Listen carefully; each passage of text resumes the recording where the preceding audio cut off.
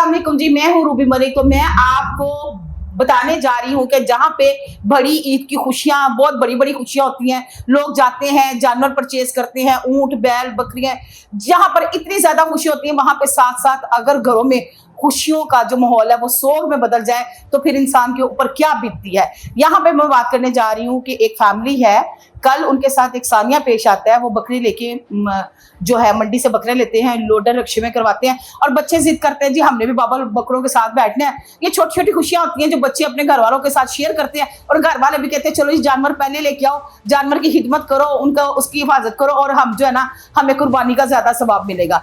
अब बात होती है सवाब की और बात होती है नीयत की। नीयत से उन्होंने बच्चों को साथ बैठा दिया, चलो जी बच्चों की खुशियां हैं। वहां पर क्या होता है, ये जो हैवी ट्रैफिक है, हैवी ट्रैफिक के बाद हैवी जो है जिसको कहते हैं लोडर आ जाए भाई जी ना। अस्सलाम वालेकुम, मुझे ये पूरी बात आपने बताना है कि हुआ क्या था आपके साथ।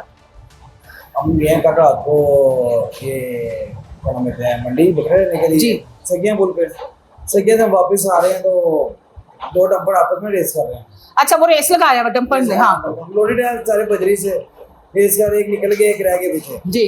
लोडर रखना बच्चे थे, 3 बच्चे छोटे मारे घर के, ये तीनों बच्चे। ये मेरा ये देखें, ये बच्चे को आप पहले देखें। यहाँ पे मैं बताती जाऊं कि इस बच्चे की जो है ना वो पूरा सर जो है ना कम से कम मेरी 4 उंगलियों जितना इसमें गड़ा हो गया है और बच्चे की जो है ना ये टांग भी प्रॉपर टूट गई है।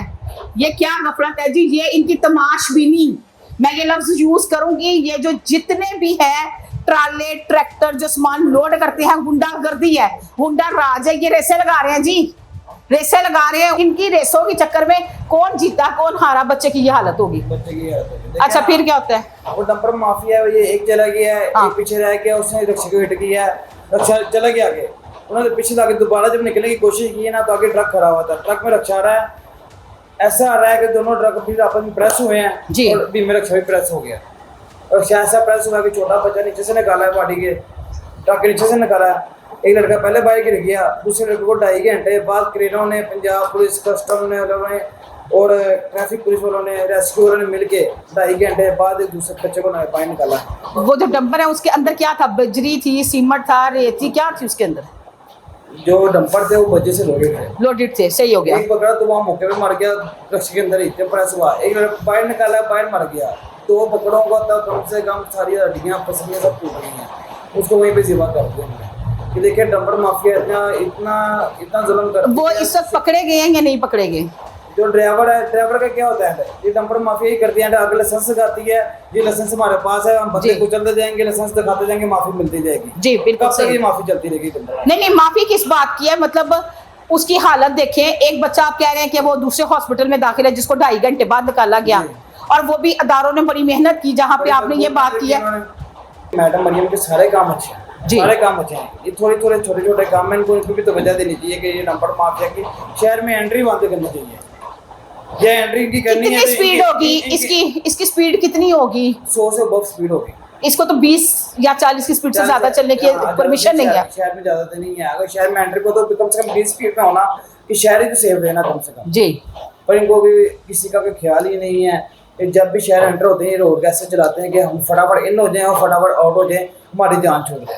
रिक्शे के अंदर थे बकरे, एक की टांगे टूट गई, एक की पसलियां टूट गई, एक मौके पे मर गया और जो 2 की पसलियां शायद टूटी हैं उनको इन्होंने जिबा कर दिया उसी वक्त ही और 2 मर गए हैं। और ये बच्चे की जो हालत है ये आप देख रहे हैं, इसके सर की सर्जरी हुई है, इसकी पूरी टांग टूट गई है, टांग की सर्जरी हुई है और एक बच्चा वेरी क्रिटिकल कंडीशन में दूसरे हॉस्पिटल में है जिसको 2.5 घंटे बाद निकाला जाए। जो लोडर का ड्राइवर है उसकी भी सीरियस हालत है, वो म्यू हॉस्पिटल में एडमिट है। वो म्यू हॉस्पिटल में ये देखिए वो ड्राइवर तो मौके पे मार के तो ट्रक छोड़ के भाग गया, ठीक हो गया। उस डंपर के जाना कुछ अच्छा, अब पकड़ा कौन गया इनमें से?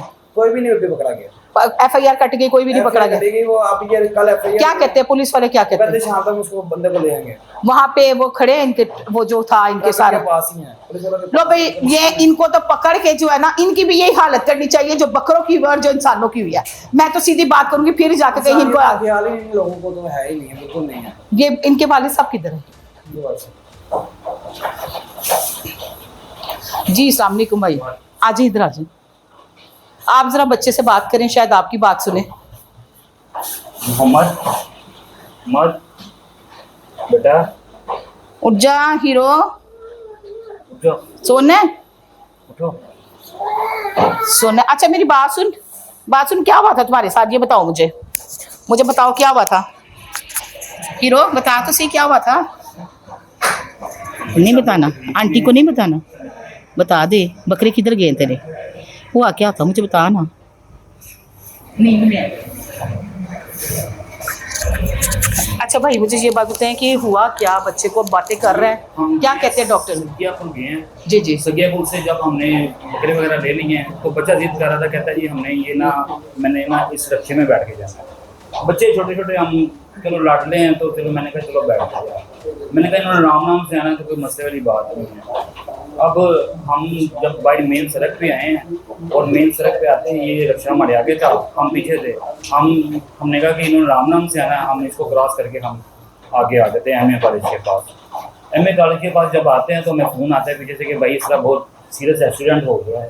तो फिर हमने उस वक्त खुद गाड़ी को मूव किया, हमने एमए कॉलेज की तरफ से हम ले गए उसको सगियापुर की तरफ। और जो ये रोड है सरदार चक्कर वाला, ये जो तो जानवरों के हॉस्पिटल वाला रोड, वहाँ पे ये एक्सीडेंट हुआ है और उसमें ये बच्चों का ना जो सारा मसला हुआ है जी।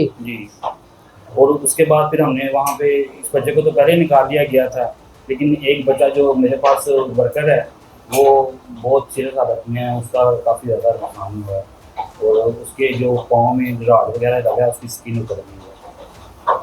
और इनके रेसे, इनके तमाशे और बच्चों का ये हाल, और कितने लोग वहां पे हैं जिनका पता ही नहीं होगा, जिनको चोटें लगी हैं और जो इधर उधर हुए हैं। मतलब यहाँ पे मैं कहूंगी कि जहां पर ट्रैफिक का इतना अच्छा निजाम है, वहां पे ये जो माफिया है ना, ये माफिया हर वक्त कोई ना कोई ऐसी हरकत जरूर करते हैं। अभी पिछले दिनों एक वाक्य पहले भी मैंने आपके साथ शेयर किया था, वो अभी खत्म नहीं हुआ तो ये दूसरा वकूआ आ गया। इसका मतलब है कि इनको डर किसी का नहीं है, ना सरकार का है ना अदारों का है। इन्होंने दनाते फिरना है, इन्होंने जो हर बंदे के साथ ज्यादती करनी है, कम से कम अपनी जान का ख्याल नहीं तो लोगों की जान का तो ख्याल करे। हमें पूरे इंसाफ की उम्मीद है मैडम मरियम साहिबा से। वो हमेशा कहती हैं कि जहां जिथे फंसो मनु दसो, और यहाँ पे लोग फंसे हुए हैं मैडम जी, यहाँ पे लोग मर रहे हैं। यहाँ पे जो माफिया जो है दंदनाता फिर रहा है दोबारा से, ना वो देखते हैं इंसान है ना वो देखते हैं जानवर है। जान तो सबकी बराबर की है, चाहे इंसान की है चाहे जानवर की है। इस तरह की अजियतनाक जानवरों की मौत और इतनी इज्जत इन बच्चों का, मैं यहाँ पर आपसे अपील करती हूँ कि मैडम इस दफा इन डंपर चलाने वालों को आपने संगीन सजा दिलवानी है, ये माफी तलाफी ना करें। देखिए जी, हम चाहते हैं कि ना ये मरीम नवाज साहबा जो है इस बात का एक्शन लें जी, और जो ये बच्चे हैं उनके लिए कुछ जो तावन है जो सही तरीके से वो कर सकती हैं जी, वो इसमें करें। इसके साथ मुझे दें इजाजत। अल्लाह हाफिज।